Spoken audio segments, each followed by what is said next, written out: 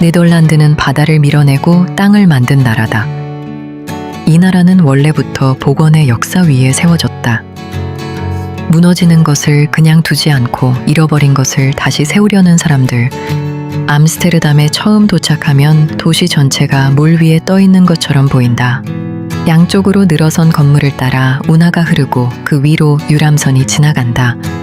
광장에는 사람들이 앉아 햇살을 즐기고 물가에는 오래된 집들이 가지런히 서 있다.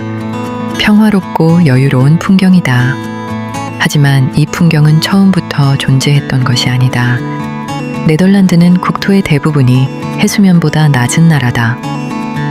그들은 수백 년 동안 바다와 싸우며 둑을 쌓고 물을 퍼내고 조금씩 땅을 만들어 왔던 것이다. 잃어버릴 수 있었던 것을 지켜내고 사라질 수 있었던 것을 세우며 살아온 사람들이다. 어쩌면 이들에게 복원은 특별한 일이 아니다. 무너지는 것을 그냥 두지 않는 태도, 사라지는 것을 기억하려는 습관, 잃어버린 것을 다시 일으켜 세우려는 의지.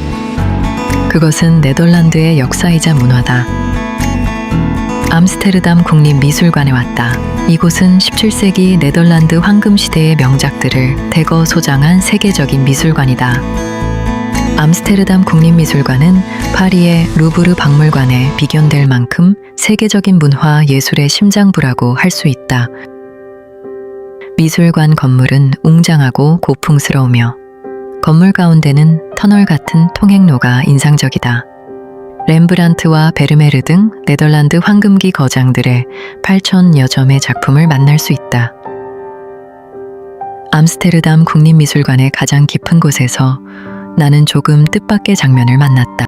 사람들이 그림을 보는 것이 아니라 그림을 복원하는 사람들을 보고 있는 것이다.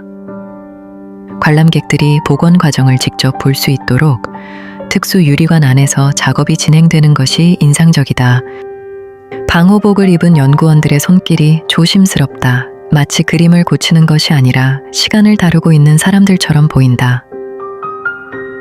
최첨단 스캔 기술과 AI를 활용해 잘려나간 부분까지 되살리는 세계 최대 규모의 복원 작업이라고 한다. 렘브란트의 그림 야경이라는 제목은 사실 오해에서 비롯되었다. 그림을 보호하던 바니쉬가 산화해 화면 전체가 검게 변해버렸다. 낮의 장면이 밤으로 바뀌었고 결국 사람들은 이 작품을 야경이라 부르게 되었다. 이후에도 이 그림은 여러 차례의 순환을 겪었다. 잘려나가거나 괴한의 칼에 찢겨나가거나 염산 공격을 받았다. 그때마다 전시는 중단되고 복원은 이어졌다. 야경의 화가 렘브란트는 네덜란드가 가장 사랑하는 화가다. 그는 왕보다 시민을 그렸고 사건보다 인간을 그렸다. 빛과 그림자를 통해 사람의 얼굴 속 감정까지 담아낸 화가였다. 네덜란드 사람들에게 렘브란트는 단순한 예술가가 아니라 자신들의 역사이자 자부심이다. 렘브란트의 대표작 야경은 400년 가까운 세월 동안 훼손과 복원을 반복하며 지금까지 살아남았다. 복원은 단순히 과거를 되돌리는 일이 아니다.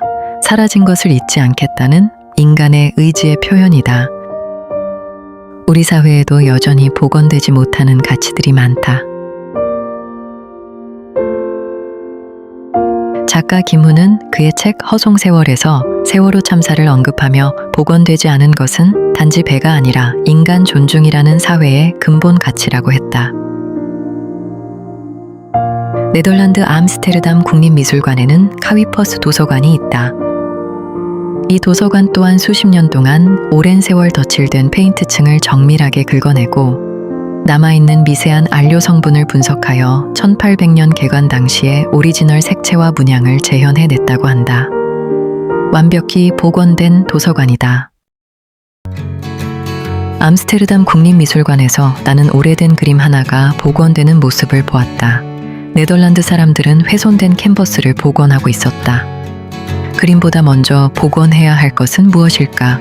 잃어버린 신뢰, 외면된 진실, 그리고 타인의 고통에 공감하는 마음. 복원은 물감을 덧칠하는 일이 아니라 잊지 않는 일인지도 모른다.